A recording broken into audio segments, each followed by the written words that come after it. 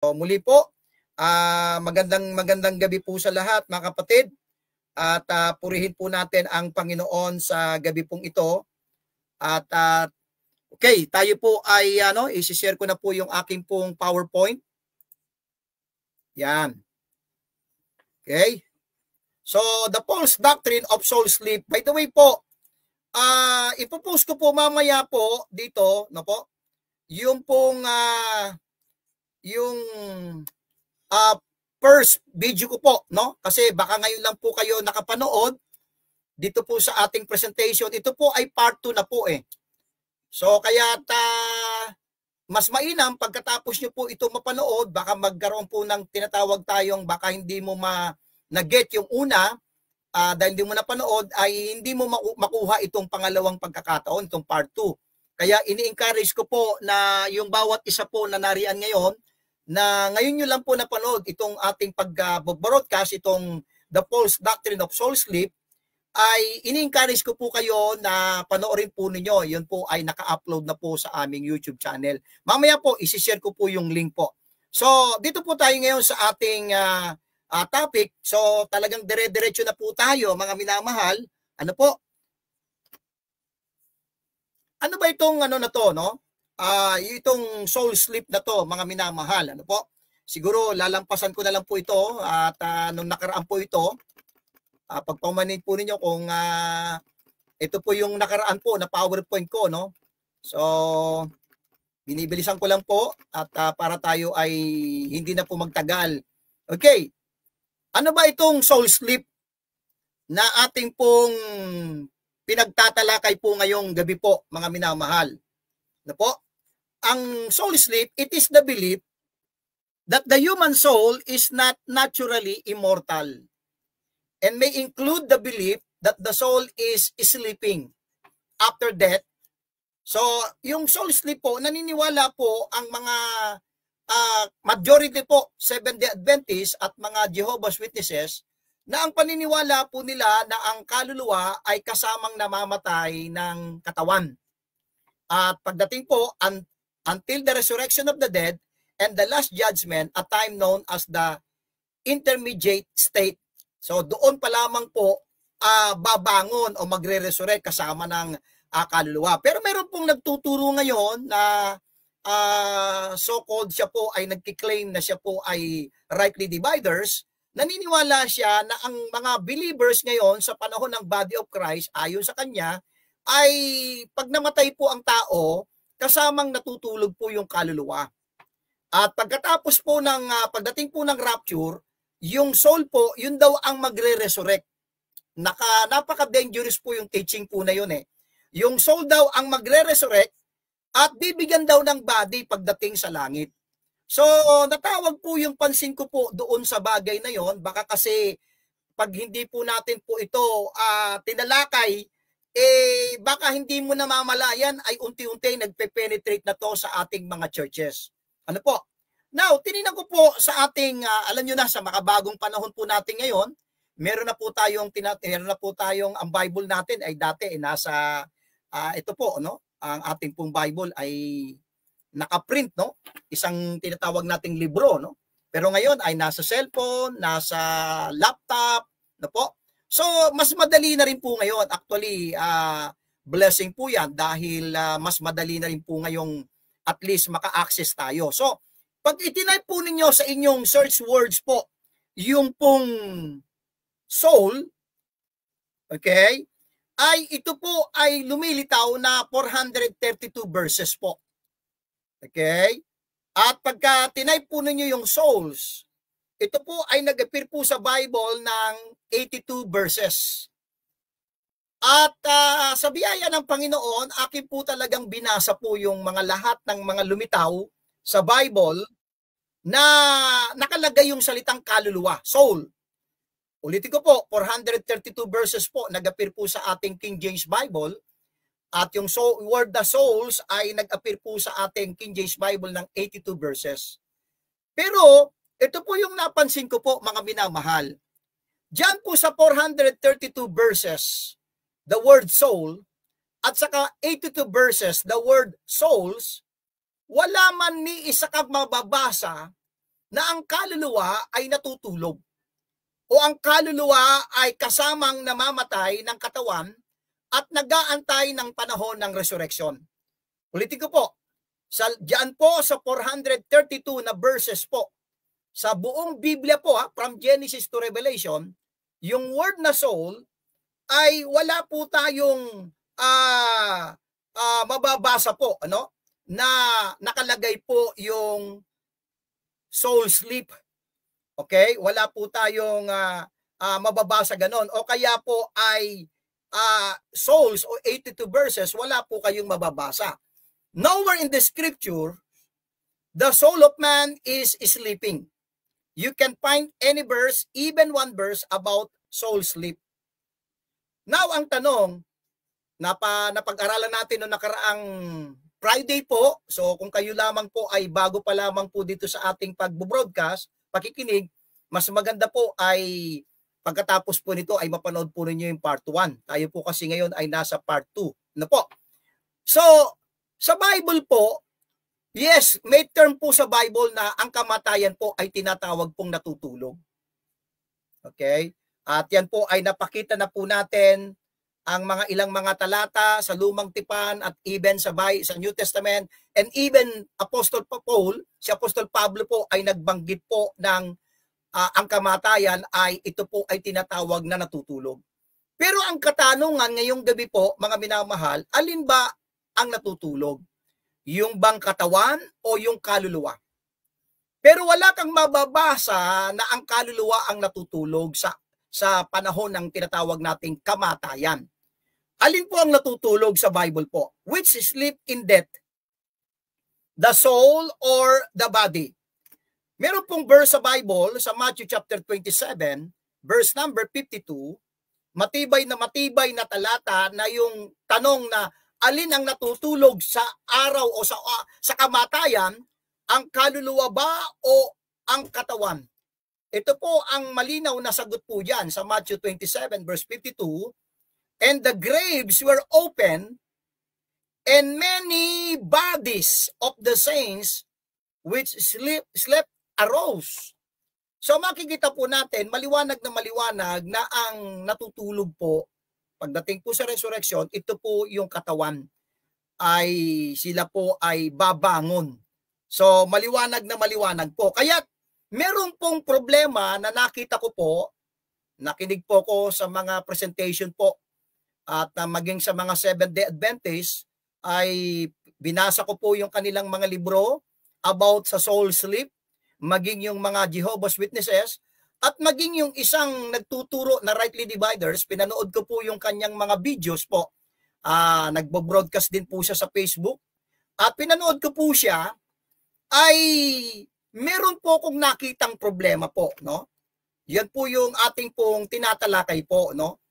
In our study tonight, let's examine the problems of those who believe in the doctrine of soul sleep. Isa-isayin po natin dito po sa ating programa kung ano ba yung mga naging problema. Bagamat, balikan po natin to, bagamat 432 verses po, ulitin ko po sa buong King James Bible po, from Genesis to Revelation, 432 verses na nag-appear po yung soul, at 82 verses nag-appear po yung souls, wala kang mababasa na soul sleep. Ang kaluluwa yun ang natutulog. So, meron pong problema. Ano po ang naging problema po ng mga humahawak ng posisyon na ang kaluluwa ay natutulog? Number one, problem po ay misconceptions about the resurrection of the dead. Mukhang nagkaroon sila ng problema dito sa ano ba talaga ang tinuturo ng Biblia, ano ba ang matututunan natin, mababasa natin sa banal na kasulatan patungkol sa resurrection of the dead.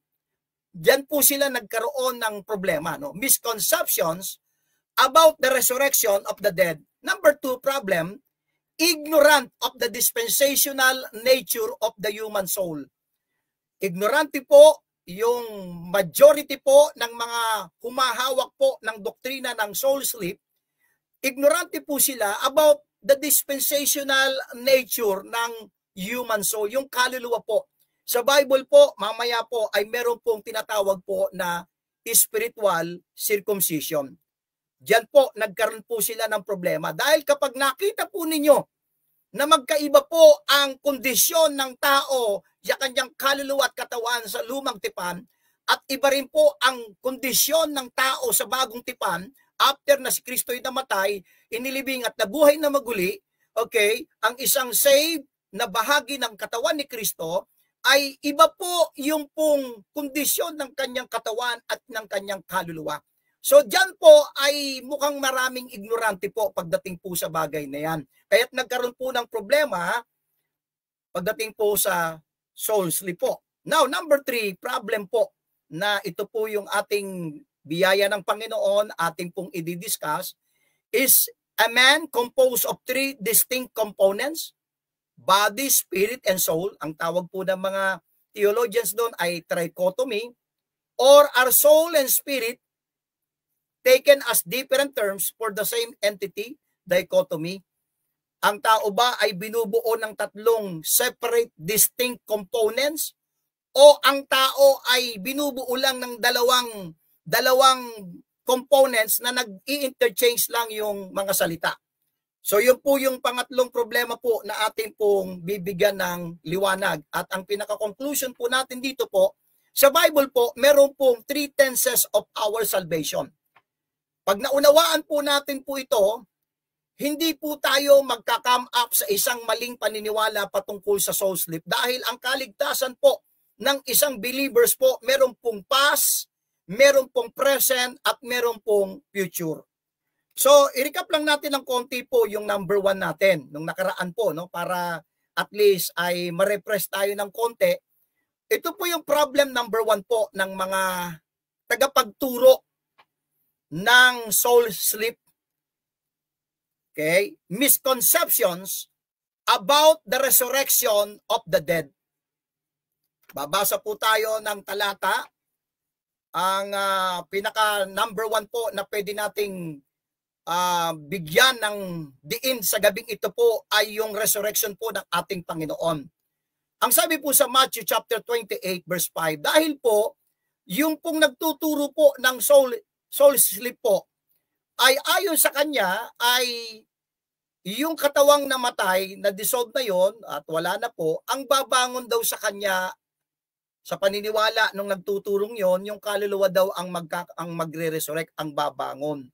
So kaya tingnan po natin sa resurrection po ng ating Panginoon, dahil meron po tayong matututunan po rito sa resurrection of the dead. Okay, babasahin ko na po, Matthew chapter 28 verse 5. And the angel answered and said unto the woman, fear not ye, for I know that ye seek Jesus, which was crucified.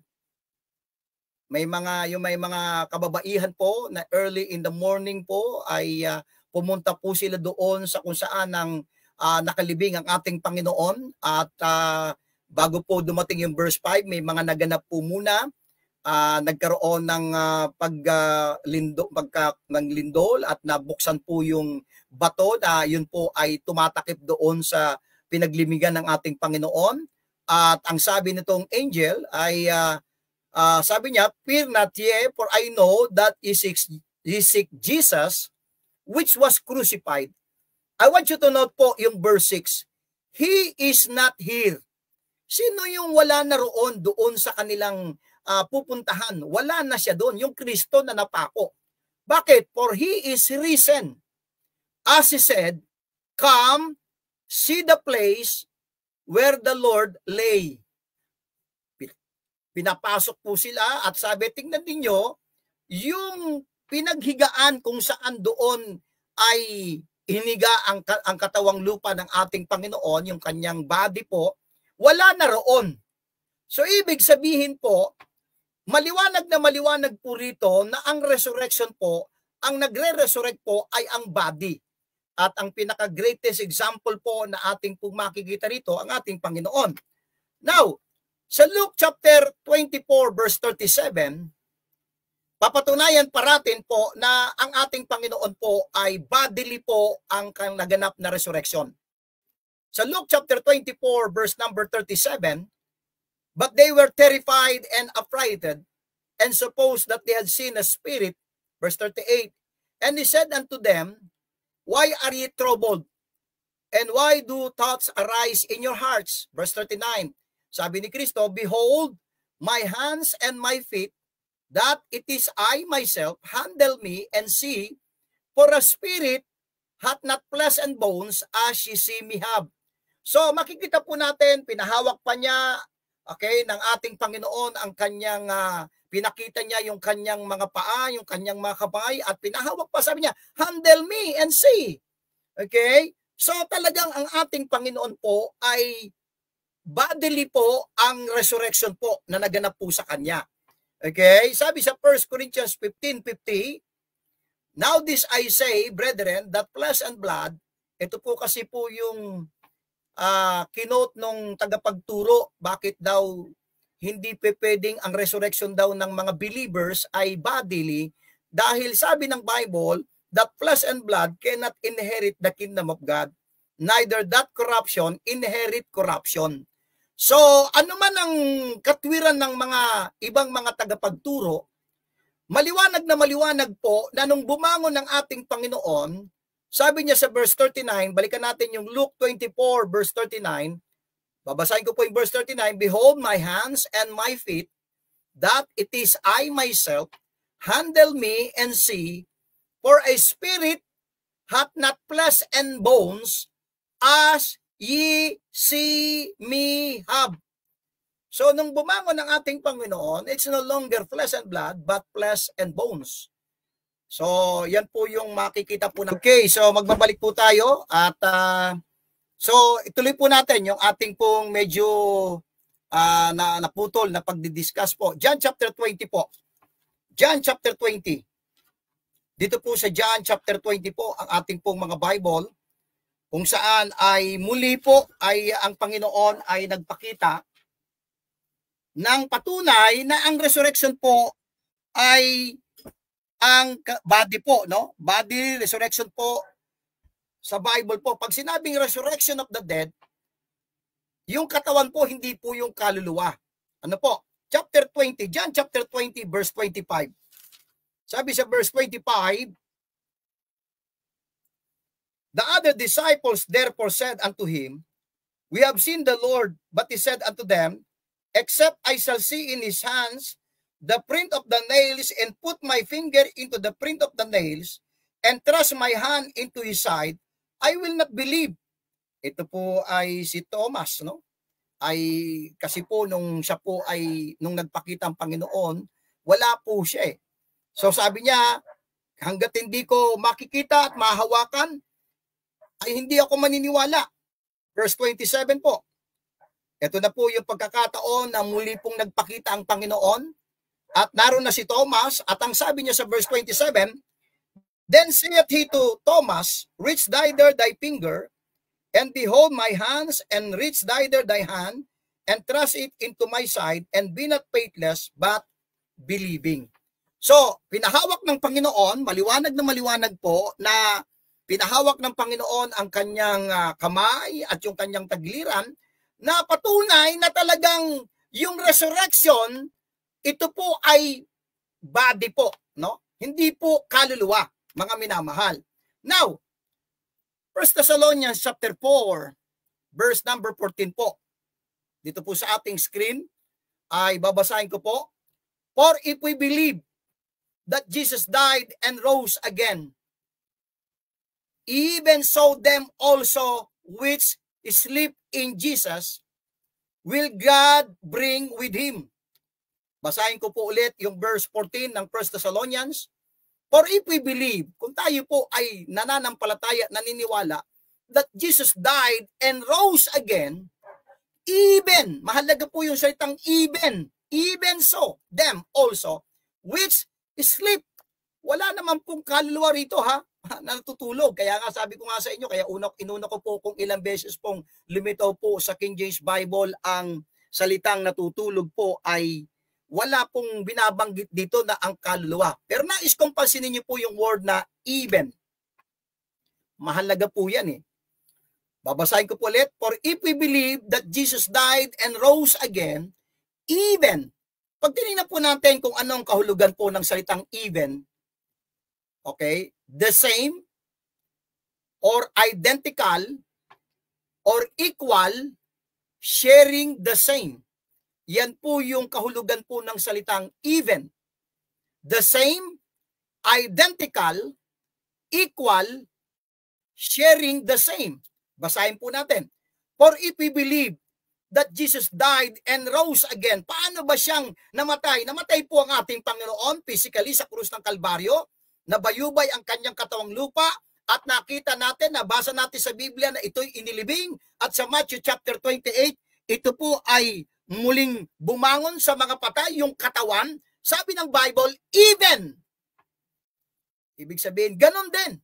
Identical, the same, equal, sharing the same. So them also which sleep in Jesus will God bring with him.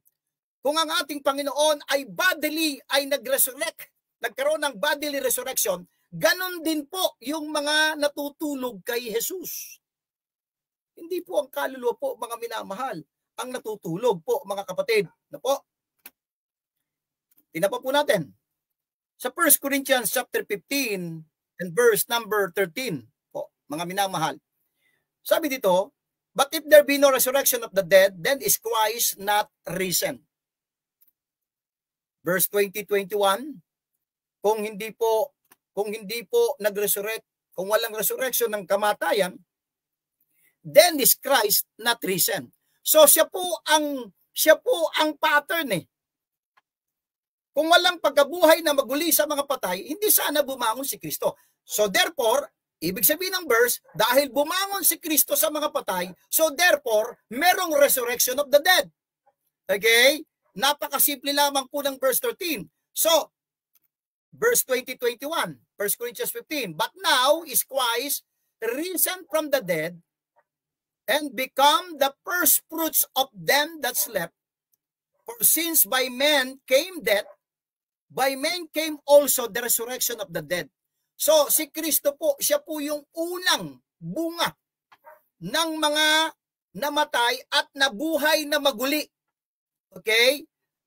Meron pong mga binuhay nung panahon ng earthly ministry po ni Kristo, maging sa Old Testament, may mga namatay pero sila po'y binuhay. Maging si Kristo po, si Lazarus, binuhay po.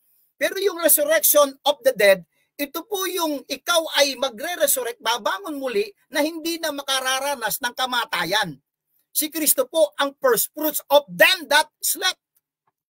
So, ibig sabihin, pumasok yung kamatayan, for since by men came death, kay Adam, by man came also the resurrection of the dead. Kaya si Kristo siya po ang magiging pattern ng lahat ng mga believers pagdating sa resurrection. Sabi diyan sa verse 23, but every man in his own order, Christ the first fruits. Afterward, they that are Christ at his coming. So siya po yung unang bunga ng resurrection. Afterward, pagkatapos po nun, they that are Christ at his coming. Sa pagbabalik po ng ating Panginoon. At alam po naman natin, yung pagbabalik ng Panginoon para sa mga tinubos niya, yung body of Christ ay sa rapture po. Sabi niya, si Kristo, now tininan ko po yung word na order.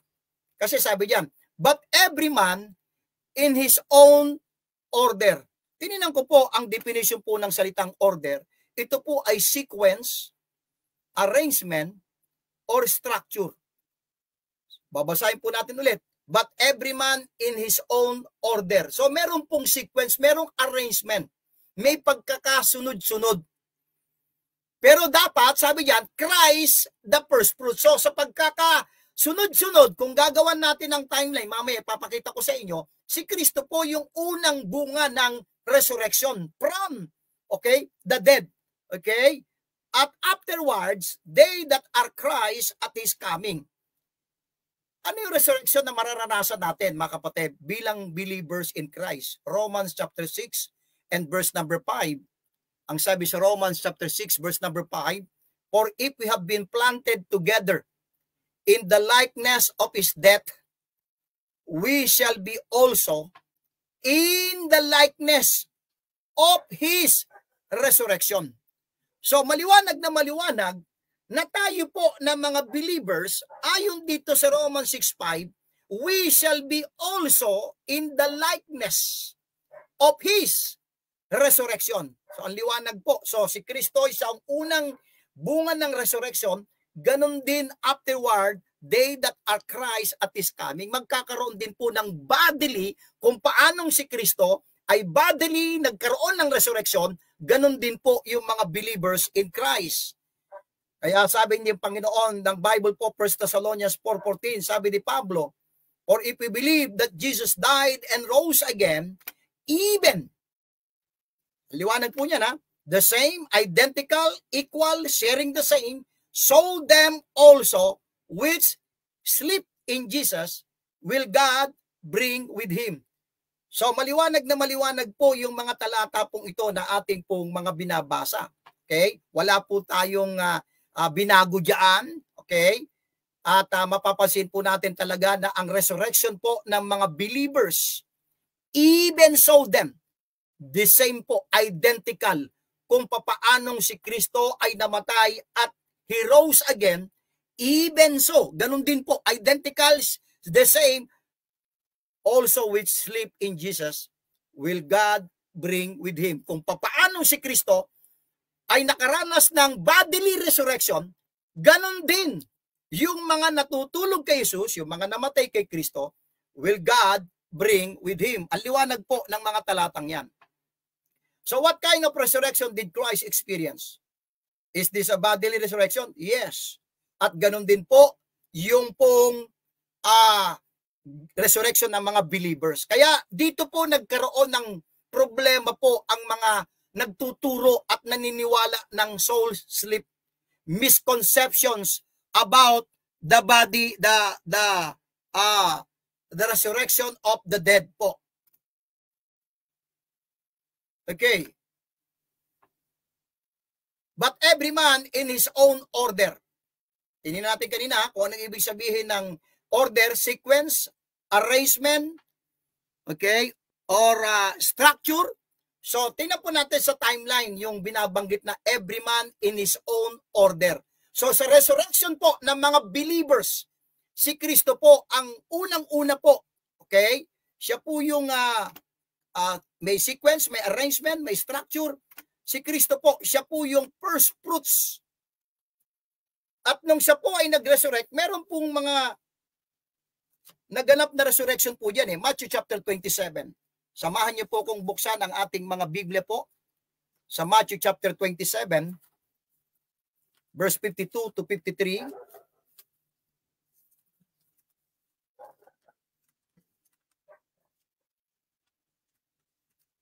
Matthew chapter 27, verse 52. Okay?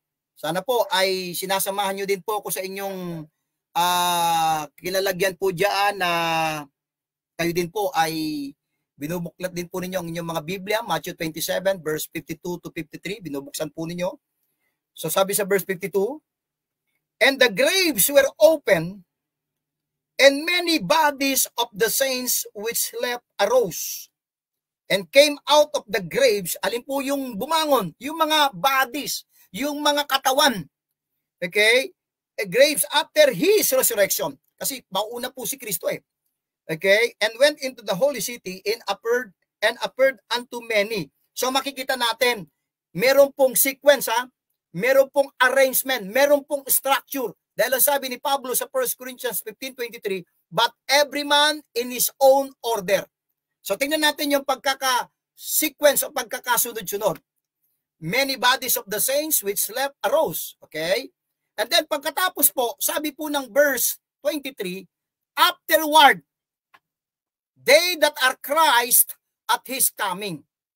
Pagkatapos po ng resurrection ng ating Panginoon, sabi ng verse, afterward, pagkatapos noon, so hindi lang si Kristo po at yung many bodies of, by the way, many bodies, hindi all bodies of the saints. So hindi lahat, okay, ay meron lamang iilan po na pagkatapos po ng kanyang resurrection sa Matthew 27:52, many bodies of the saints which slept arose. Now, afterward, Ito na po, 1 Thessalonians 4:16 po tayo. Ito po yung sequence po ng resurrection of the dead ng mga believers. Si Kristo po ang una po, no? And then sabi niyan, afterward, 1 Thessalonians chapter 4. 1 Thessalonians chapter 4 and verse number 16. Sabi sa 1 Thessalonians chapter 4 and verse number 16. Okay? For the Lord himself shall descend from heaven with a shout, with the voice of the archangel, and with the trump of God, and the dead in Christ, yung namatay kay Kristo, shall rise first. Sa rapture po, no? Ay yung pong mga namatay kay Kristo, mga believers, sila po ay babangon. Alin po? Yung pong mga namatay na katawan.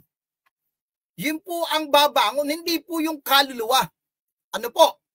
Kasi, katulad na sinabi ko sa inyo, in the likeness, we shall be also in the likeness of His resurrection. Dahil ang resurrection po, ito po ay, na binabanggit na resurrection of the dead, ito po ay bodily. Ano po?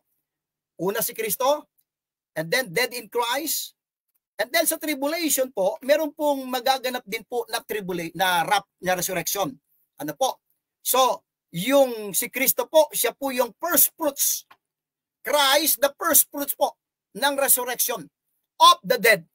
Sumunod po yung sa rapture, yan po yung, alam po niyo sa Bible, meron pong first fruits, meron pong harvest, yan po yung sa rapture, and then sa panahon ng ng tribulation, na may mga magre-resurrect po doon, yan po yung gleanings.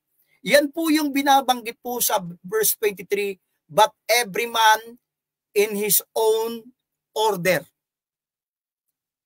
Ito po yung sequence, ito po yung pagkakasunod-sunod. Si Kristo, siya yung first fruits, sumunod po yung dead in Christ, yan po yung harvest, and then yung pong tribulation saints, yan po yung gleanings. Now, the best example po ng resurrection po ay binanggit po dito sa John chapter 12, verse 24. Nais kong pansinin po ninyo itong John chapter 12 dahil dito po, ito po yung illustration, picture ng isang resurrection. Okay? Sabi sa verse 24, Verily, verily, I say unto you, except a corn of wheat fall into the ground and die, it abideth alone, but if it die, it bringeth forth much fruit. The best illustration or the best picture po ng resurrection po ay yung isa pong binhi. Okay? Yung isang seed po, hindi po ito tutubo, hindi po ito tutubo unless sabi ng Bible, kailangang ito ay mamatay, yung seed. Okay? At pag ang seed na yan ay inilibing, okay, at mamamatay, pagkatapos po noon ay may lilitaw na panibagong buhay. May sisibol po na buhay doon sa seed na namatay, na nakabaon doon sa lupa. So yan po yung picture ng resurrection.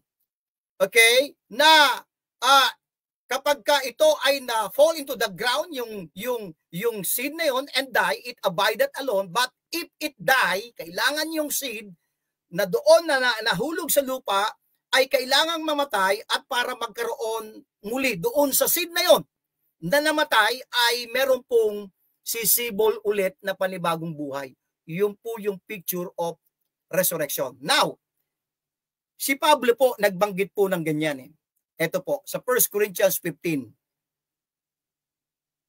Papatunayan ko po sa inyo na yung pong seed na itinanim na kailangang ito ay mamatay yung seed na yon at doon sa seed na yon hindi po, alibawa, yan, at nagtanim ka ng piraso ng butil ng mais, hindi po lilitaw yung panibagong tubo nung uusbong yung tubo ng mais sa ibang parte ng kundi doon mismo doon sa seed na yon na nailibing doon sa lupa.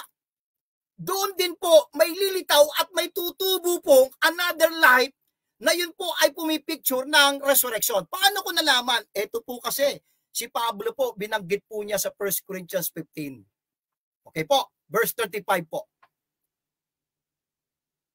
Okay? Sabi po sa verse 35, but some men will say, how are the dead raised up? Ang liwanag eh. Paano ba yung mga patay ay babangon? At ito po ang tanong eh. And with what body do they come? Verse 36, thou fool. Alam nyo, kapag hindi mo naunawaan dito yung binabanggit ni Pablo na ito po ay parallel doon sa sinabi ni Kristo na dito sa John chapter 12 verse 24 na yung seed po na yan ay meron pong kailangang mamatay muna siya para may sumibol po na panibagong buhay. At saan ang galing yung sibol ng panibagong buhay? Doon po sa seed na namatay. Okay? Verse 36 po ng 1 Corinthians 15. Thou fool, that which thou sowest is not quickened, except it die. Yung, pasinin po yung word na sowest, yung itatanim, hindi po yan mabubuhay, maliban lang na ito'y mamatay. But God, verse 38, giveth it a body as it hath pleased him, and to every seed his own body. Paulit-ulit eh. Sa resurrection, body po eh. Verse 42. So also is the resurrection of the dead. Kung paano po, yung seed na yan, kailangan mamatay. Alin na mamatay? Yung body, okay? So also is the resurrection of the dead. It is sown in corruption, itong ating katawan, maililibing. It is raised in incorruption. It is sown in dishonor. It is raised in glory. It is sown in weakness. It is raised in power. Verse 44. It is sown in natural body. Pagbangon niya muli, yung body na yan, natural body na yan na namatay, it is raised a spiritual body.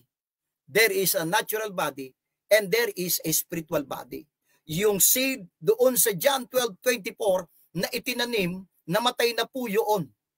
Pero yung seed na yon, meron pong lilitaw na panibagong life.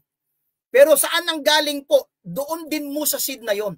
Ganon din po sa resurrection of the dead. Yung body natin na namatay, dun, yun din po yung may lilitaw ulit na panibagong buhay doon sa it is sown in dishonor, it is raised in glory. It is sown, itinanim in corruption, it is raised in incorruption. It is sown in natural body, it is raised a spiritual body. So, mga minamahal, maliwanag na maliwanag po mga kapatid na talagang ang resurrection po ay body. Katawan po, hindi po kaluluwa. Okay? Dito po tayo mga kapatid sa pangalawa po, no? Dito po tayo sa pangalawa. Ignorant of the dispensational nature of the human soul. O yung tatawagin natin mamaya na spiritual circumcision. Kapag ka po kayo po ay nakakamit po ng mga nagtuturo na ang kaluluwa ay namamatay, ang kaluluwa ay magkokot po sila sa Old Testament, okay? Katulad po nito, meron pong yung nagtuturo po ng soul sleep. Ito po yung kanya pong post po, no? Debunking belief soul does not sleep.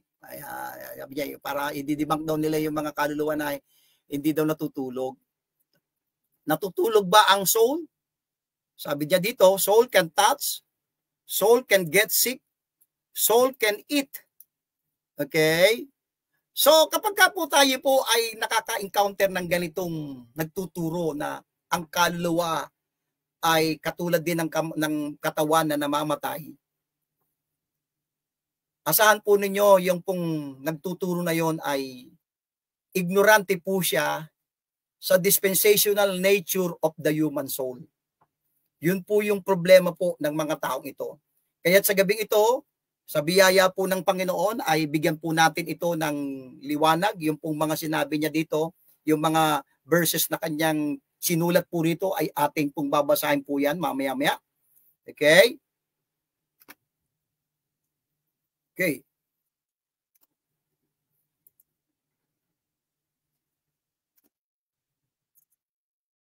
Sabi sa Leviticus chapter 7 verse 21, moreover, the soul that shall touch any unclean thing. So sa lumang tipan po, mapapansin po ninyo na ang pagbinanggit po ang kaluluwa that shall touch any unclean thing. Dagdagan pa po natin. Leviticus 16:29. And this shall be a statute forever unto you, that in the 7th month, on the 10th day of the month, ye shall afflict your souls, and do no work at all. Yan yung kanyang sinulat na ang kaluluwa ay nakakahawak, ang kaluluwa ay nagkakasakit. And then, dagdagan pa natin yung kanyang sinabi, the soul can eat. Ang kaluluwa ay kumakain. Leviticus chapter 7 verse 18. Ito po yung mga talata maging Seventh-day Adventist. Ay kaya po ako po familiar na po ako sa mga talatang ito. Okay? Sabi po diyan sa Leviticus 7:18, the soul that eateth of it shall bear his iniquity. Verse 20, the soul that eateth of the flesh. So, ipapakita sa inyo yan. See, ang kaluluwa, okay? Para bang kung papansinin po natin itong mga talatang ito ay it seems na nag-i-interchange yung katawan at yung kaluluwa. Okay? At least binibigyan ko po kayo ng clue, no? Masa pa po tayo ng mga talata.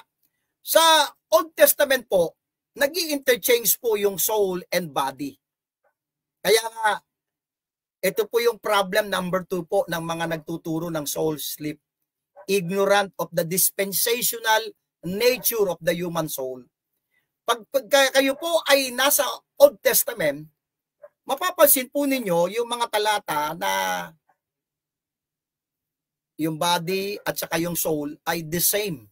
Sabi sa Leviticus 5:2, or if a soul touch any unclean thing. So ang tanong sabi sa akin ng Seventh-day Adventist, di ba yung kaluluwa sa inyo ay hindi katulad ng katawan? Pero sabi, bakit nakakahawak? Or if a soul touch, another verse, okay, Leviticus chapter 7 verse 20. But the soul that eateth of the flesh, so kumakain yung kaluluwa. So pansinin po natin sa Old Testament po, ulitin ko po. Kaya't kapag nakaharap po ninyo yung mga Jehovah's Witnesses, Seventh-day Adventists, at patutunayan nila sa inyo na ang tao ay kaluluwa, katawan din, majority ng mga talata na kanyang babasahin sa iyo ay puro Old Testament. Ezekiel chapter 18, ito pa po. Ito yung mabigat Behold, all souls are mine, as the soul of the Father, so also the soul of the Son is mine. The soul that sinneth, it shall die. Yan ang ipapakita sa inyo ng mga saksi na ang kaluluwa ay namamatay. Kasi nga po, sa lumang tipan, nag-i-interchange po ang kaluluwa at ang katawan. Pero pagdating po sa New Testament, okay, ulitin ko po sa Old Testament, kaya pag nakaharap po ninyo itong mga naniniwala ng soul sleep, pasinin po nyo yung mga talata po kanilang babasahin. Puro po lumang tipan. Pero pagdating po sa New Testament, binibigyan po ng distinction po yung soul at saka yung body. Matthew chapter 10 po. Nais ko pong buksan po natin ang ating mga Bible sa Matthew chapter 10 po, verse 28. Matthew chapter 10, verse 28. Ang sabi po sa Matthew 10:28, and fear not them which kill the body, but are not able to kill the soul. So pwedeng patayin yung katawan, pero hindi yung kaluluwa. Sabi niya, and not able, but are not able to kill the soul. So makikita natin pagdating sa New Testament, nagkaroon na ng distinction. Sa Old Testament, nag-i-interchange yung soul at body. Okay? Kaya Pag sinabing the soul that eateth of the flesh, alam naman natin yung katawan ng kumakain, hindi yung kaluluwa. Pero bakit sinabi? Kasi po, nag-i-interchange po at mamaya bibigyan po natin ng maliwanag na dahilan bakit nag-i-interchange ang soul at body in the Old Testament. Pero pagdating sa bagong tipan, meron na pong klaro na pagpapaliwanag na magkaiba yung katawan at saka yung kaluluwa. Sabi diyan, and fear not them which kill the body, but are not able to kill the soul. But rather, itong katakutan ng tao, fear Him. Fear Him. Sino yun? Only God can do this. Which is able to destroy both, pag sinabing both, soul and body in hell. So makikita natin, meron ng distinction. Hebrews chapter 4, verse number 12. So pagdating po natin sa bagong tipan, kaya nga po, hindi po tayo basta-basta na lang biglang tatanggapin na lang natin na yung kaluluwa ay natutulog, no? Okay? Kundi mapapansin po natin na meron pong distinction pagdating po sa bagong tipan. Hebrews chapter 4, verse number 12. Binabasa lang po natin yung mga talata po ng Biblia po, no? Okay, Hebrews chapter 4 and verse number 12. Wala po kayong makikita na yung body sa bagong tipan, ha? Yung body, yun din yung soul. Yung soul, pag namatay yung body, kasamang namatay, wala po kayong mababasa dito po sa New Testament, ano? Hebrews chapter 4, verse number 12. For the word of God is quick and powerful and sharper than any two-edged sword, piercing. Ganun katalim po yung salita ng Panginoon, eh. Piercing even to the dividing asunder of soul and spirit. Hindi lamang ang salita ng Panginoon ay naghahati ng kaluluwa at ng spirito, and of the joints and marrow. Yan po yung body po, eh.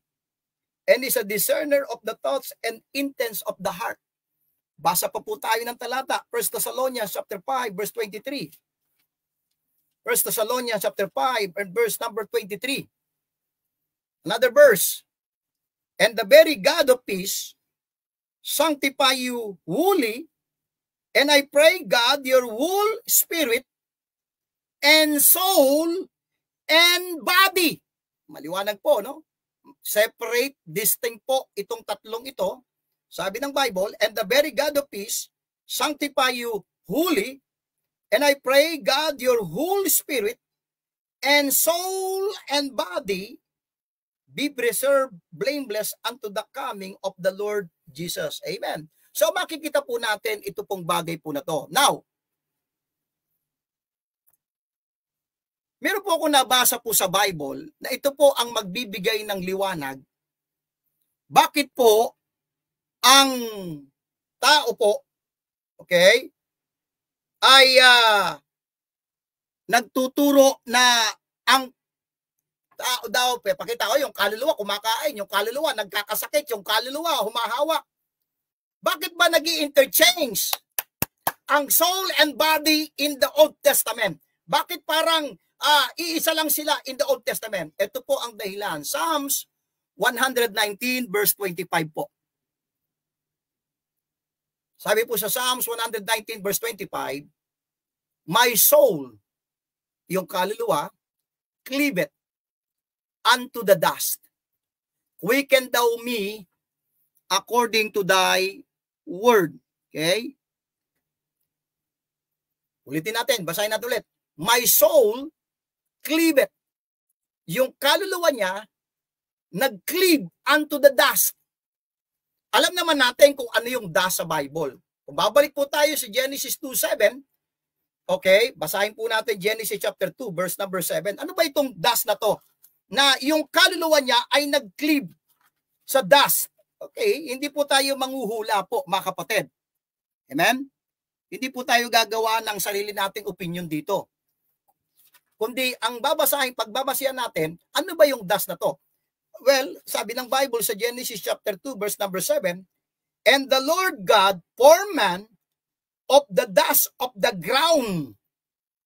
So yung Diyos, gumawa po siya ng body ng tao, iningahan niya po di ba?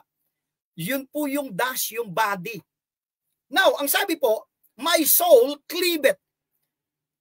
Tingnan natin sa Bible pag sinabing cleaveth. Ano bang definition ng Bible? Di Bible po ang tingnan natin. Amen?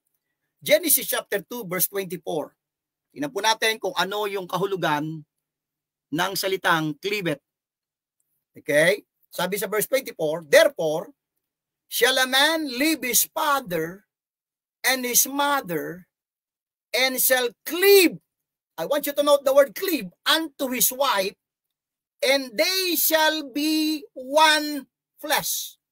So yung dalawang tao nag-cleave ay naging isa sila. So ibig sabihin, yung salitang pag nag-cleave, yung dalawang bagay pag nag-cleave one to another, ito po ay nagiging isa. One and nagiging isa sila. Okay? Dalawang entity nag-cleave, naging isa sila. Ang Bible po ang ating ginamit po nung sinabing cleave, ang Genesis 2:24. Siya po ang nagbigay sa atin ng liwanag na yung salitang cleave ay nagiging isa. Basahin natin ulit yung Psalms 119 verse 25. My soul cleaveth unto the dust. So yung soul nag-cleave doon sa body. Kaya po sa Old Testament nag-i-interchange po yun. Kaya wag po tayong magtaka na anuman ang gawin ng body sa lumang tipan, affected po yung kanyang soul. Micah chapter 6 verse number 7. Micah chapter 6 and verse number 7. Will the Lord be pleased with thousands of rams, or with 10,000 of rivers of oil? Shall I give my firstborn for my transgression? I want you to know po, ito po. The fruit of my body for the sin of my soul. Kaya't yung katawan na gagawin ng katawan, basa po tayo ng ilang mga talata pa, kapag ka nadumihan po yung may ginawang karumihanan ng ang body, affected po yung kaluluwa ng tao. Kasi po bakit po? Psalms 119 verse 25, my soul cleaveth unto the dust. Deuteronomy chapter 4 verse 14 verse 18, verse 8. Deuteronomy chapter 14 verse 8. Samahan niyo po kung buksan po ang ating mga Biblia po. Okay? Deuteronomy chapter 18, chapter 14 verse 8. Ano po ang nakasaad po dito? Okay? Deuteronomy chapter 14 verse number 8. Sabi po sa verse number 8. Okay? Deuteronomy chapter 14 verse number 8. Okay? Sabi diyan, and the swine, because it divided the hoof, yet cheweth not the cud, it is unclean to you. Ye shall not eat of their flesh, nor touch their dead carcass. Bakit po? Bakit po wag silang hahawak ng mga patay na hayop man o tao? Leviticus chapter 22. Bakit po ipinagbabawal ng Panginoon sa lumang tipan? Leviticus chapter 22 po. Ito po, Leviticus chapter 22 and verse number 6. Sabi po sa Leviticus 22 verse 6, the souls which hath touched any such shall be unclean until even. Shall not eat of the holy things unless he wash his flesh with water. So contaminated, defiled din po yung soul ng tao. Pag nakagawa po, nakatouch po ng karumal-dumal yung katawan, sabi ng Micah 6:7, the fruit of my body for the sin of my soul. Bakit po? Psalms 119 verse 25, my soul cleaveth unto the dust. Okay? Kaya nag-i-interchange po yung soul at body dahil sila po ay naging one. Okay? Kaya yung soul po affected ng ginagawa ng katawan. Leviticus chapter 7. Leviticus chapter 7 and verse number 21 po. Leviticus 7:21. Ano po ang ating pong mababasa po sa Leviticus 7:21? Says in verse 21, moreover, the soul that shall touch any unclean thing. Actually, ang mahawak naman katawan eh. Pero bakit? Affected po yung kaluluwa eh. Bakit? Nag-cleave po sila eh. Okay? that shall touch any unclean thing as the uncleanness of man, or any unclean beast, or any abominable unclean thing, and eat the flesh of the sacrifice of peace offerings, which pertain unto the Lord, even that soul, affected po yung soul po niya, shall be cut off. Yan po yung problema po. Ignorant po of the dispensational of the nature of Christ po, mga minamahal. Okay? Kaya napakahalaga po yung bagay po na yun, kapatid po. At sandali po iaano ko lang po muna po itong aking PowerPoint. Okay? Medyo na ano po siya, na nagbago po, no? Meron po akong na-click po. Yan. Yun. Okay. Now, ipapakita ko po sa inyo, meron po akong video po, mga kapatid, para ito po ay matagal ko na pong na-broadcast, para lalo po nating maunawaan po yung pong naganap. So, ibig sabihin, sa lumang tipan, yung soul at yung body po ay nag-i-interchange dahil po my soul cleaveth unto the dust. So, meron po akong pagtuturo ng mga nakaraan po, at mamaya din po ay ibibigay ko po yung buong link nito para mapanood nyo yung buong buo. Pero meron po lang po kung sinipi na ilang portion po, at panoorin po natin po ito para higit na magkaroon ng liwanag sa atin ano ang nangyari sa body and soul nung siya po ay nasave. Meron pong naganap eh. Okay po? Kailangan po kasi magkaroon ng tumpak na kasagutan yung katanungan eh. What is spiritual circumcision? Ano po? Yan po yung ating pong topic, ano? Babasahin ko po sa Colossians chapter 2. Umpisahan ko po sa verse 10. Naka-plus na po dyan sa inyong screen po. No, nilagay ko na po, pero mamaya po ay gagamit po tayo ng mga verses po, no, na ipa-plus din po natin diyan sa ating pag-broadcast ngayong gabi. Babasahin ko na po, verse 10 sa Colossians chapter 2, verse number 10. And ye are complete in Him. Mamaya po ay ma-appreciate niyo po itong Colossians chapter 2, verse number 10 hanggang verse number 13.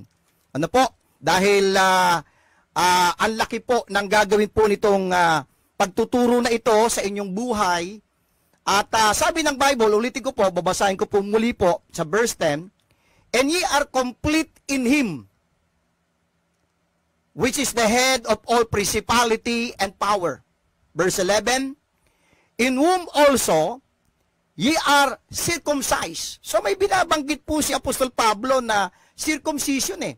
Okay? Sabi niya, in whom also ye, talking to the Colossian church, okay? Sabi niya, ye are circumcised, past tense.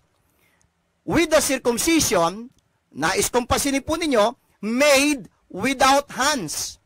So itong circumcision na to, na na-experience po ng mga believers, ang sabi ni Pablo, made without hands. So ibig sabihin, hindi po ito yung circumcision na binabanggit po sa lumang tipan, sa mga Hudyo na ikawalong araw po, 8 days old ng bata, ng sanggol, ay sinicircumcise. Ito po ay circumcision made without hands. So, ibig sabihin, ito po ay spiritual. Ano po? Kaya po, what is spiritual circumcision na binabanggit po ni Apostol Pablo dito? Ituloy po natin po yung pagbabasa. In putting off the body of the sins of the flesh by the circumcision of Christ. Verse 12, buried with Him in baptism, wherein also ye are risen with Him through the faith of the operation of God, who hath raised Him from the dead, and you, being dead in your sins, and the uncircumcision of your flesh, hath He quickened together with Him, having forgiven you all trespasses. Marami pong mga matitinding doktrina o major doctrine po ang nabanggit po dito. Sa Colossians chapter 2, verse 10 hanggang verse 13. Yung spiritual circumcision sa verse 11. Sa verse 12, yung pong who hath raised Him from the dead, okay? At verse 13, okay? Quickened together with Him, and having forgiven you all trespasses. So, ang dami pong mga blessing po dito po sa Colossians chapter 2, verse 10 hanggang verse 13, At mamaya po, ma-appreciate po ninyo itong ating pag-present po dahil lahat po yan ay magkakaugnay-ugnay mamaya po patungkol po sa ating tinuturo po sa ating mga simbahan tungkol sa body, soul, and spirit po, mga minamahal. Ano po? So, mahalaga po itong bagay po na to. Now, sa 1 Thessalonians chapter 5 verse 23, binasa ko po muna po yung ating foundational text po, ito po yung ating magiging foundational text po Yung Colossians chapter 2 verse 10 to 13 at mamaya po ay babalikan po natin yan dahil marami po muna tayong bubuksan ng mga talata para po sana po kung sakali man ay magbigay po siya ng liwanag po sa atin. Ano po? Sa 1 Thessalonians chapter 5 verse 23 ay maliwanag na maliwanag kapag tinanong, what is man? Ano ba ang tao? Sabi sa 1 Thessalonians 5:23, and the very God of peace sanctify you wholly, and I pray, God, your whole spirit, nais kong pansinin niyo po yung N, your whole spirit and soul and body be preserved blameless unto the coming of our Lord Jesus Christ. So, ang tao po ay meron pong espiritu, meron po siyang kaluluwa, at meron po siyang katawan. So, binubuo siya ng tatlong sangkap. Kung ano man ang tawag po natin diyan sa Bible School, na ang tao ay merong espiritu, spirit, my soul, and body. Now, ang isang nais ko pong bigyan ng liwanag na katanungan po na para po mamaya po ay mag-spark po sa ating o mag-trigger po sa ating kamalayan. Si Adam po, before the fall, ay aaralin natin mamaya. Siyempre, of course, siya po ay merong spirit, soul, and body. Ano po? Nung before the fall, bago po nagkasala ang tao, okay? Now, after the fall, si Adam after the fall, ang katanungan ay ganito meron bang malaking pagbabago ang nangyari? Noong si Adam, doon sa Garden of Eden, nung hindi pa po nagkakasala, ang tao po ay binubuo si Adam ng espiritu, ng kaluluwa at ng katawan. Pero nung siya po ay nagkasala, ang isang katanungan ngayong gabi po ay, merong bang naapektuhan po ba yan? Yan, ano po? Nagkaroon ba ng negative effect sa pagbagsak ng tao sa kasalanan, yung kanyang espiritu, yung kanyang kaluluwa, at yung kanyang katawan? So, kailangang magbigay po sa atin ng kaisipan po ito Pareho ba yung kondisyon ng before the fall, yung kaluluwa, yung katawan at espiritu ni Adam, at nung siya po ay sa Genesis chapter 3 ay nagkasala, ay ganun pa rin ba yung kondisyon ng kanyang kaluluwa, ng kanyang katawan at ng kanyang espiritu? Pag sinabi mo, kaibigan, na walang nangyaring pagbabago, abay magkakaroon ka ng problema sa doktrina mo, kapatid. Malaking problema po ang iyong kakaharapin. Pag sinabi mo na before the fall, si Adam ay may body, soul, and spirit, after the fall, pag sinabi mong hindi po nagkaroon ng malaking pagbabago sa kondisyon ng kanyang kaluluwa, espiritu at katawan, meron po tayo magkakaroon ko ng problema. Sapagkat mamaya po, ipapakita ko sa inyo na after the fall, affected po, malaki po ang naging apekto nito sa kaluluwa, sa katawan at espiritu ng tao nung nagkasala po ang tao po, mga minamahal. Now, yung pong saved believers in Christ, yung bang kanyang katawan, kaluluwa at espiritu yung kondisyon ng kanyang kalagayan ng kanyang katawan, espiritu at kaluluwa, ay pareho ba sa kondisyon ng isang unsaved? Yan po yung mga katanungan ngayong gabi na ating pong bibigyan po ng liwanag. Psalms 119 verse 25, ito po. Maganda po ito. Psalms 119 verse 25, my soul cleaveth unto the dust. Quicken thou me according to thy word. Babasahin ko ulit. My soul cleaveth. Yung kaluluwa niya, cleaveth unto the dust. Alam naman natin, back in Genesis chapter 2, verse number 7, yung dust na yon, yan yung made ng katawan. God formed man out of the dust of the ground. Sabi dito ng verse, pag-isipan po natin po ito, mga minamahal, dahil mahalaga po itong Psalms 100 verse 25 eh. May nangyari po eh. Nung nagkasala po ang tao, my soul, yung kanyang kaluluwa, cleaveth unto the dust. Yung dust, yan po yung body.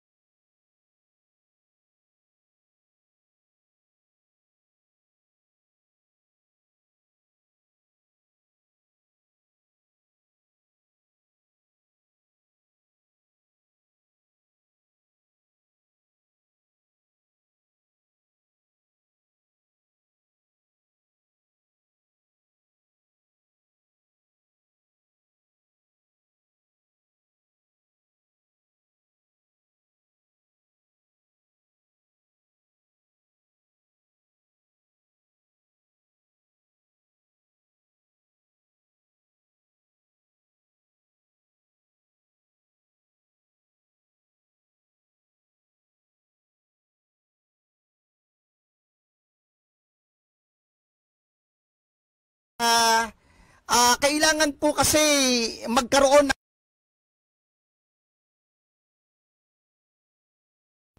didefine po ng Bible. Ang Bible din po ang magdidefine kung anong ibig sabihin ng cleaveth. Sa Genesis chapter 2 verse 24, therefore shall a man, tingnan ko po kung nakapasok po yun, okay.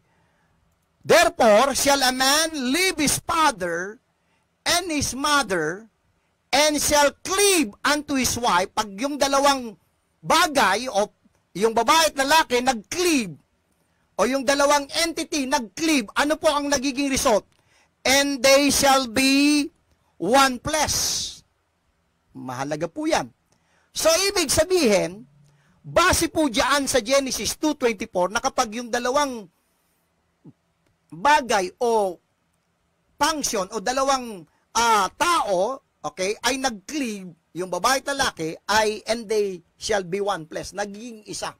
Basahin po natin ulit po yung Psalms, chapter 119, verse 25. Sabi ng Bible po ang may sabi po niya na, my soul cleaveth unto the dust.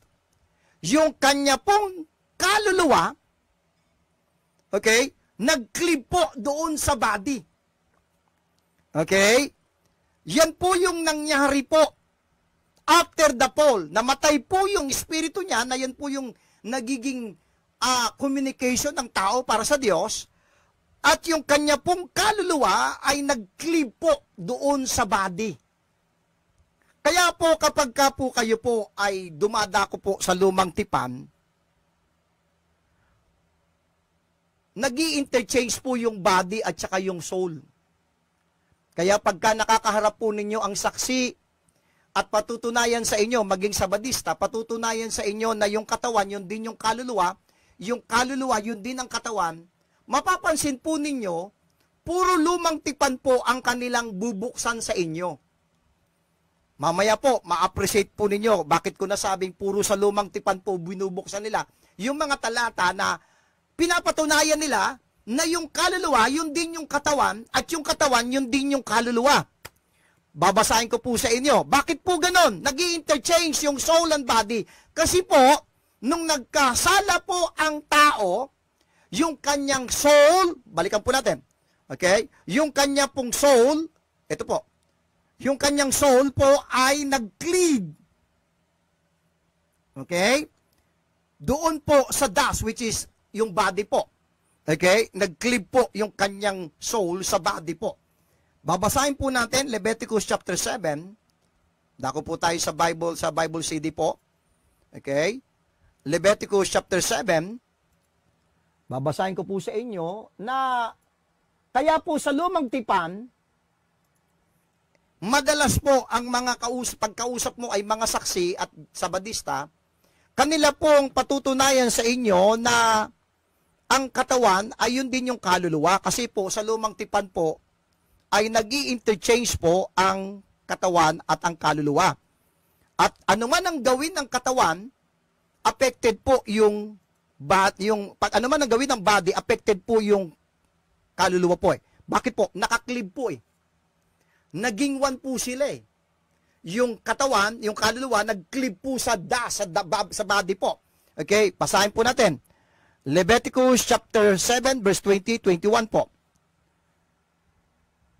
But the soul, pasinin po niya, but the soul that eateth of the flesh of the sacrifice of peace offering that pertain unto the Lord, having his uncleanness upon him, even that soul shall be cut off from his people. Ang tanong ko po sa inyo, kumakain ba yung kaluluwa? Ano bang kumakain? Yung katawan o yung kaluluwa? Ng karne.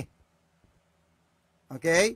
Kaya, papapasin po ninyo sa Old Testament, ulitin ko po, nag-i-interchange yung body at saka yung soul. Moreover, verse 21, moreover, the soul that touch any unclean thing, ang umahawak po, ang nakakahawak po ng mga physical, material na bagay sa mundong ito, yung pong ating katawan.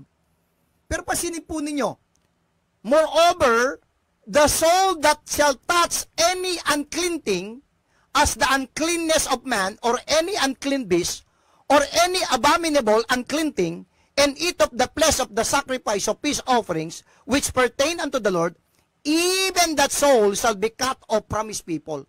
Ano man yung gawing karumihanan ng katawan, dahil po sila po ay naging isa, nag-clip po yung soul sa body, nagiging unclean din po yung soul.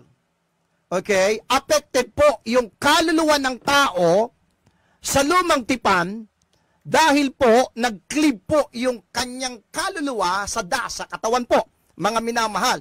Kaya anuman po yung gawin ng katawan, affected po yung body. O verse 27 po. Leviticus chapter 7 verse 27. Okay? At sabi yan, and whatsoever soul it be that eateth any manner of blood, even that soul shall be cut off from his people. So see, makikita po nyo, ang dami po mga talata po. Ay, kukulangin po yung ating gabi. Ang dami po, ang verses po sa Old Testament, na nag-i-interchange, na pag bumabanggit po sa soul, bumabanggit po siya sa body. Pag bumabanggit po sa body, bumabanggit po siya sa soul. Bakit po? Kasi po, yung soul po, ay nag-cleave po sa body po. Okay? Kaya, sila po ay nag-i-interchange sa lumang tipan. Kaya pag hindi po natin nakita po ito, at yan po ang nagiging problema po ng mga sabadista at mga Jehovah's Witnesses, na pinapalagay nila na iisa lang daw yung katawan at yung kaluluwa.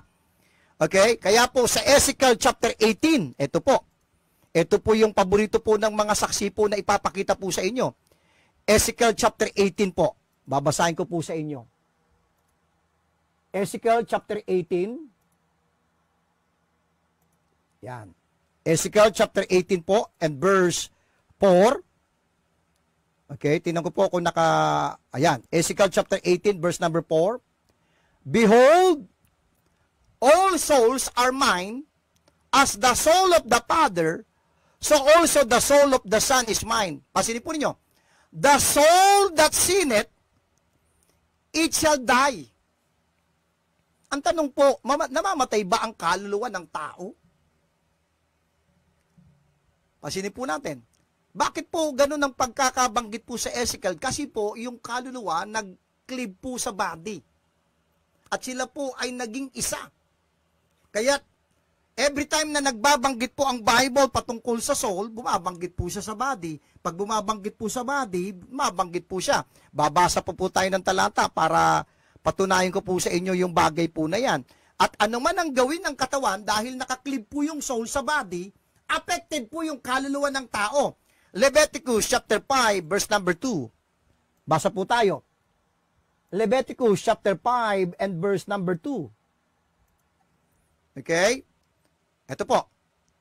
Or if a soul touch any unclean thing, whether it be a carcass of an unclean beast, or a carcass of unclean cattle, or the carcass of unclean creeping things, and if it be hidden from him, he also shall be unclean and guilty.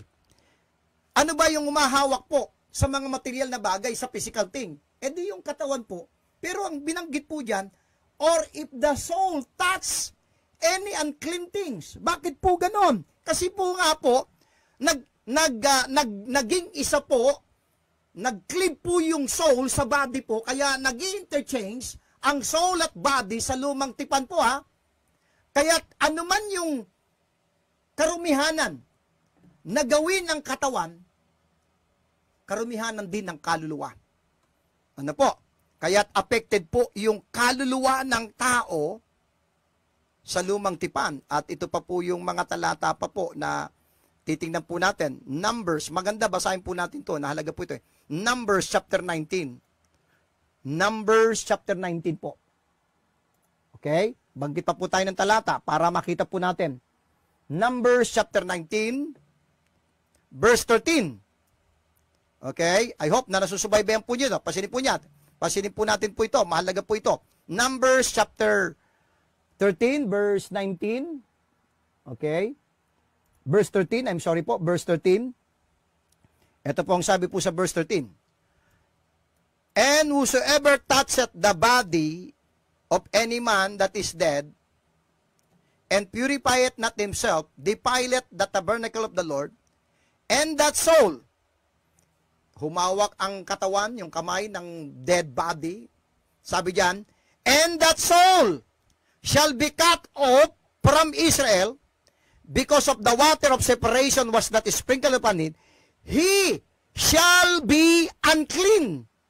Kaya't kapag ka po nagkaroon ng karumihanan, humawak po ng unclean thing, yung kamay, yung body, affected po yung soul. Unclean din po yung kanyang kaluluwa. Okay? Kaya't, ito po yung malaking bagay po na naging blessing po sa akin sa pag-aaral ko po dito sa Bible. Na ito po palang soul, base po sa Psalms 119 verse 25, my soul cleaveth unto the dust. Kaya pala, sa lumang tipan po, mga minamahal, nag-i-interchange, ulitin ko po, yung soul at body na parang sila iisa lang. At yun po yung mababasa natin sa banal na kasulatan. So yun po yung nangyari po after the fall. Yung espiritu ng tao ay wala pong communication sa Diyos. Dead po, spiritually, kaya ang tao patay po spiritually. At yung kanyang kaluluwa po ay nag-cleave po sa dust o sa body. Yan po yung nangyari po sa tao. Kaya't ang unsaved person, ito po yung kalagayan po ng unsaved person. Yung kanyang soul ay nakaisa po ng body. Kaya po ang unsaved po, wala pong something na nagbibigay sa kanya ng, hindi katulad namin ng mananampalataya, na meron pong talagang lumalaban. Kasi po yung kanyang soul is slave po ng body.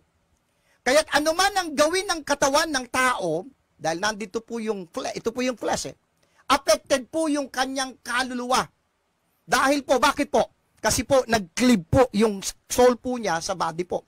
And then, yung espiritu po niya patay. Yan po yung kalagayan ng isang unsaved. Okay? Yan po yung kalagayan ng unsaved.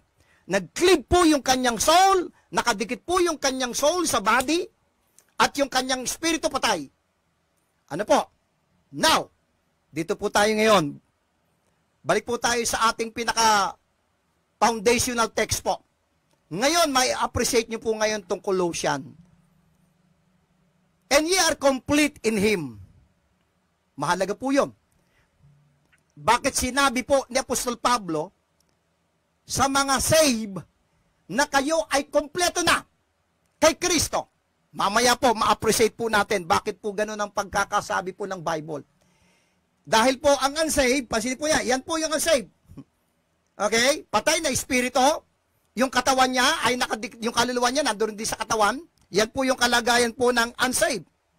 Pero, pagdating sa saved, ito po, verse 10, and ye are complete in Him. Nako, sarap po nito eh.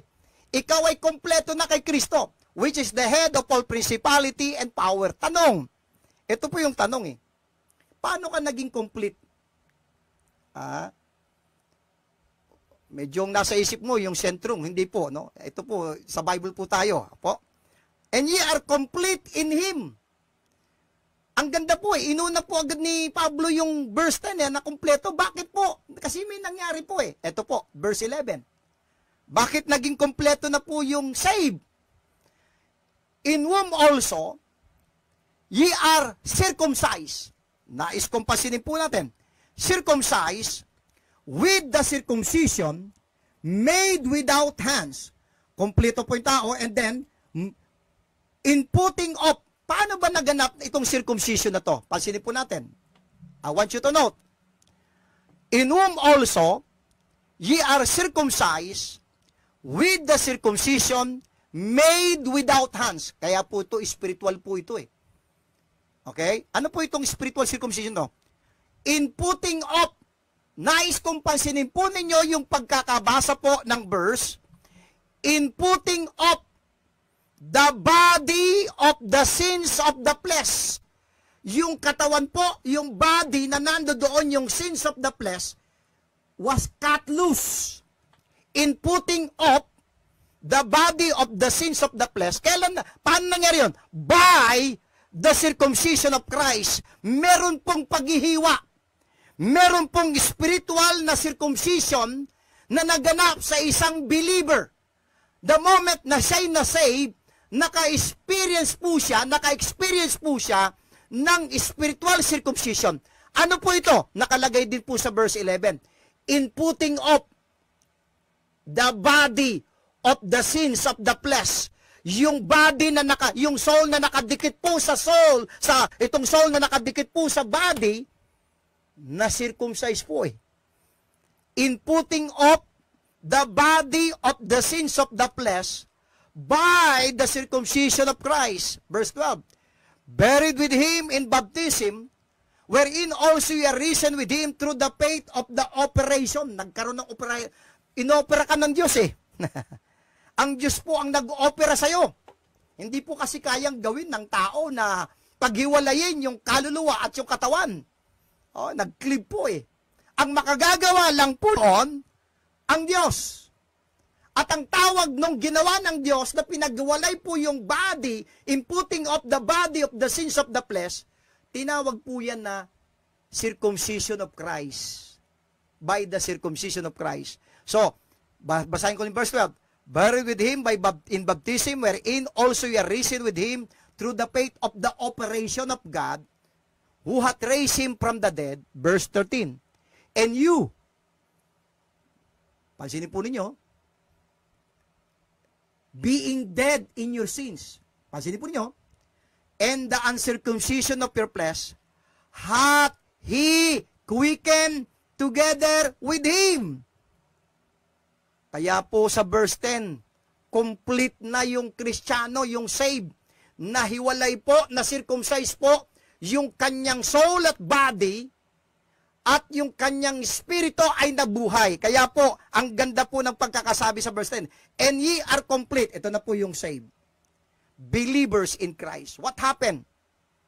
Nung siya po ay na-save, yung kanya pong soul at body po ay na-cut loose. Nagkaroon ng tinatawag na spiritual, balikan natin, yan po yung unsaved. Pero nung siya po'y na-save, yung kanyang body at soul ay nahiwalay. Nagkaroon ng tinatawag na spiritual circumcision, at itong spiritual circumcision na ito po yung operation ng Diyos. Siya pong nag-opera, siya pong anong ginamit po niyang panghiwa? Bakit po naghiwalay po yung body and soul? Ito po, Hebrews chapter 4, verse number 12. Meron pong ginamit ang instrumentong Diyos. Hebrews chapter 4, verse number 12. For the word of God is quick and powerful and sharper than any two-edged sword, piercing even to the dividing. Yan pong ginawa ng word of God. Siya po ay katulad. Okay? For the word of God is quick and powerful and sharper than any two-edged sword. Mas matalim pa po siya kaysa sa physical, literal na espada na magkabila ang talim. Bakit po? Mas matalim pa po yung salita ng Diyos. Bakit po? Piercing, even to the dividing asunder of soul and spirit, and of the joints and marrow, and is a discerner of the thoughts and intents of the heart. Ang word of God po ang ginamit ng Diyos na scalpel, panghiwa, upang maganap po yung spiritual circumcision doon po sa soul at body. At pagkatapos po, Ephesians chapter 2 verse 1, and you hath he quickened, binuhay po yung espiritu ng tao. Kaya ang believers in Christ, okay, yan po yung kanya pong save, yung kaluluwa po ng tao po, makinig po kayo, Mig, yung pong kaluluwa ng tao, ito po ay save and secured. Mamaya, ma-appreciate po natin po yung, nung sinabi ko po, ang kaluluwa po ng tao po, ito po ay save and secured na po. Dahil siya po ay nakahiwalay na po sa katawan, hindi na po maaapektuhan ang kaluluwa ng tao na save kahit na yung katawan ay nagkakasala. Kasi po, nakahiwalay na po siya, nakadetach na, nagkaroon na po ng pagkakahiwalay. Hindi katulad nung siya unsaved, nakadikit po.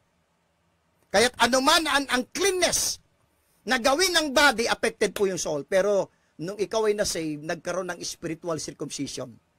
Napahiwalay po ang kaluluwa ng tao doon sa katawan. At yung kaluluwa ng tao, hindi na po siya maaapektuhan. Mamaya, ma-appreciate po ninyo. Kaya't ang isang believers, kaya binanggit po sa Colossians 2:10, and ye are complete in Him. Bakit complete na ang Kristiyano, ang saved? Kasi nahiwalay na yung kanyang body sa soul at yung kanyang espiritu po ay buhay. Kompleto na po yung tatlo.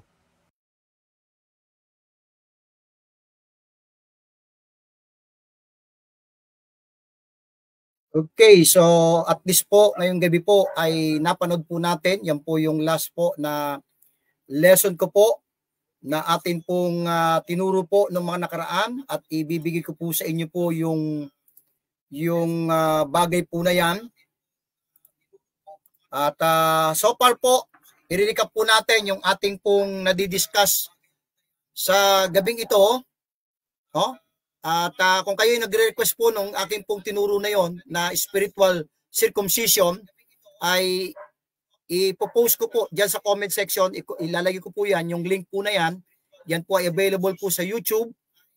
At salamat po sa lahat po ng mga nakinig. So far, ito po yung ating pong dinidiscuss dito na problema po ng mga humahawak at nagtuturo po ng soul sleep.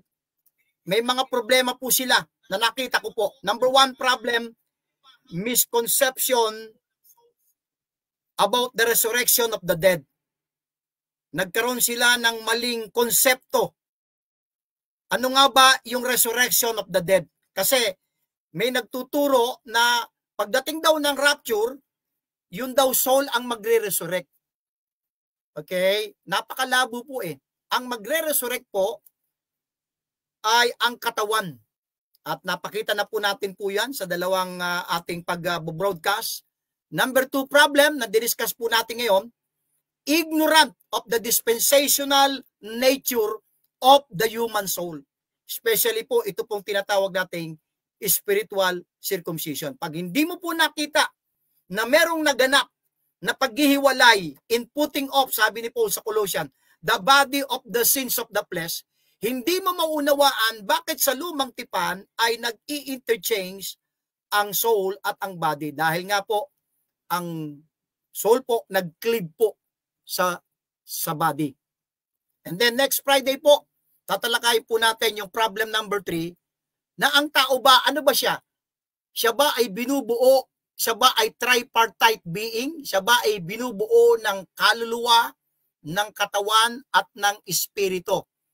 Tatalakay po natin sa next Friday po yan para maunawaan po natin yung bagay po na to, no? Dahil dito po sila nagkaroon ng problema. Pangatlo po, o conclusion, ay dito rin po, ipapakita ko po sa inyo na merong 3 tenses po ang kaligtasan ng isang mananampalataya. Past, present, future. So far, ang nais ko po, pag natapos po natin itong pag-aaral na to, ay naniniwala ako na magiging matibay po ang ating posisyon na mali po ang katuruang soul sleep po. So maraming salamat po sa lahat po ng mga nanood bilang patunay na ang ating Panginoon po ay siya po ay bumangon po, bodily po Ano po?